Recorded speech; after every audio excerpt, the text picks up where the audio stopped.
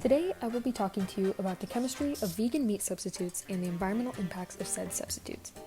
Let's begin by talking about how real meat chemically achieves its flavors and aromas.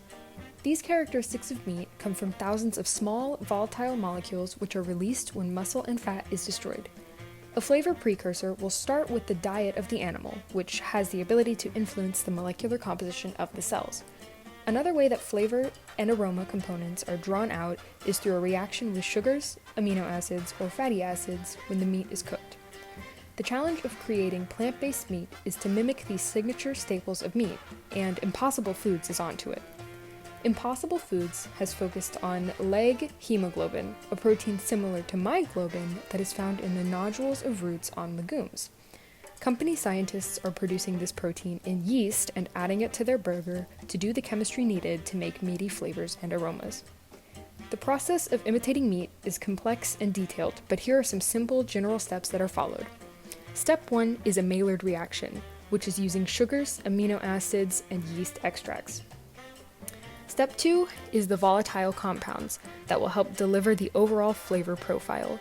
Some volatile compounds require processing in order to adapt into a rounded meat flavor. Step 3 is aroma and texture balance. Since taste perception involves numerous senses, mimicking a high-quality meat flavor means thinking beyond just the flavor. Some compounds used to mimic flavors are guanic wood oil distilled, which is a mild to a woody smoke flavor, butyl levolinate, which is a maple flavor, interesting fruity notes, useful in prunes and bacon flavors. 3-methyl-2-butanethanol, very interesting roast note in beef and bacon flavors, and 3-methyl-2-butanol thioacetate, which is a burnt bacon, very strong burnt fat character. Another important aspect of meat making is tackling the texture.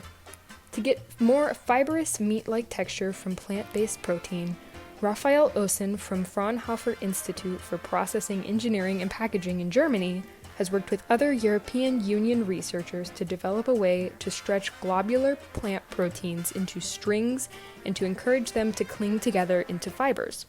The project, called Like Meat, is targeting meat alternatives that were not satisfactory enough to replace meat used in chicken nuggets, for example, but might not be meaty enough to replicate a fine steak. The process they use for this is known as high moisture extrusion. The process begins by inserting raw materials, which is typically a soy protein, into a hopper with a motor to the left.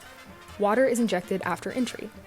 Then the motor pushes the protein along a rotating twin screw, and as it is pushed, the protein gets unfolded, aligned, and cross-linked under the pressure and heat within the barrel. Then it is pushed into a cooling zone with cold water, and the product is a high moisture meat analog. Now we will talk about the environmental impact of vegan meat.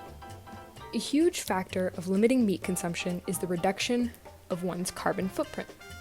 The cattle industry alone produces the highest number of carbon emissions of any other industry. In fact, producing 1 kilogram of beef releases 60 kilograms of CO2 equivalents. Factory farming is a huge contributor to this issue, not only in carbon emissions, but in their unsustainability. It is not environmentally feasible to continue to get food the way we do, thus the importance of vegan meat alternatives.